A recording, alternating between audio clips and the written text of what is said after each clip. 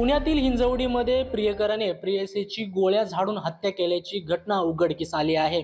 सध्या आपण हिंजवडीमधील hotel OYO town या ठिकाणी आहोत आणि याच ठिकाणी मयत वंदना द्विवेदी आणि तिचा मित्र ऋषभ निगम हे दोघे राहत होते।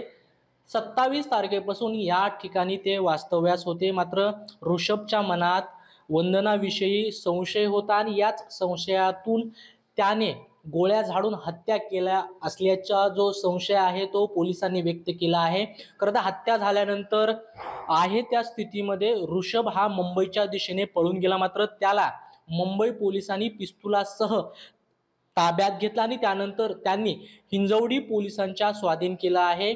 गेल्या 10 वर्षापासून ऋषभ आणि वंदना हे त्यांची मैत्री होती, त्यांच्यात रिलेशन असल्याचं बोललं जात आहे आणि यातूनच संशयाच्या सुईवरून थेट ऋषभने वंदनाची गोळ्या झाडून हत्या केली आहे। खरं तर आणखी काही धागेदोरे जे आहेत ते पुढे येण्याची शक्यता आहे। ऋषभकडे पिस्तूल कुठून आलं आणि त्यानं नेमका हा प्लॅन कधीपासून केला आणि याचं आणखी काही कारण आहे का याचा तपास देखील आता हिंजवडी पोलीस करत आहेत। कृष्णा पांचाळ, मुंबई तक, पिंपरी चिंचवड, पुणे।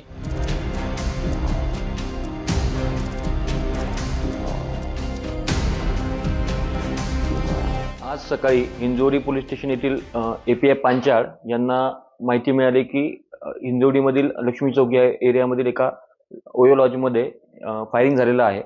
त्या अनुषंगाने API पांचाळ हे सदर ठिकाणी गेले। त्या ठिकाणी ट्विन्स हाऊस नावाचं एक ओयो लॉज होतं, त्यातील रूम नंबर 306 यामध्ये माहिती घेतली असता एका महिलेचा मृतदेह आपल्याला आढळून आलेला आहे। त्या ठिकाणचं रजिस्टर व CCTV फुटेज चेक केलं असता सदर जी रूम आहे तिचं रजिस्ट्रेशन हे वंदना द्विवेदी जी मयत महिला आहे ती व एक ऋषभ निगम नावाचा एक व्यक्ती आहे, या दोघांचं नावाचं रजिस्ट्रेशन त्या ठिकाणी आढळून आलं।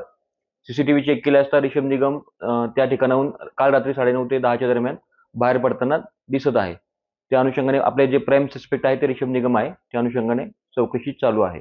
दोघे कोणत्या भागातले या ठिकाणी काय करतात? जी प्राथमिक आपल्याला माहिती मिळाली याच्या अनुषंगाने हे दोघेही लखनौ येथील रहिवासी आहेत आणि सदर महिला हे येथील एका कंपनीमध्ये IT इंजिनियर पदावर कार्यरत होती आणि आरोपीबाबत जी माहिती आहे ती अद्याप मिळायची आहे। तो इथं कधीपासून त्या लॉजमध्ये राहिला होता? सदर दोघे जणांचं रजिस्ट्रेशन आहे लॉजमध्ये ते 25 जानेवारीचं संध्याकाळचं त्या ठिकाणी रजिस्ट्रेशन झालेलं आहे। 25 जानेवारी संध्याकाळीला ते दोघेही त्या लॉजवर राहण्यासाठी आलेले होते। आरोपी जो आहे तो तिथून नेमका कुठं गेला होता आणि आता आपल्या तो ताब्यात आहे का? सदर आरोपी पुण्यामध्ये तरी नाहीये, त्या अनुषंगाने आपण तपास पथक रवाना केलेले आहेत। लवकरच आरोपी आपल्या ताब्यात येईल।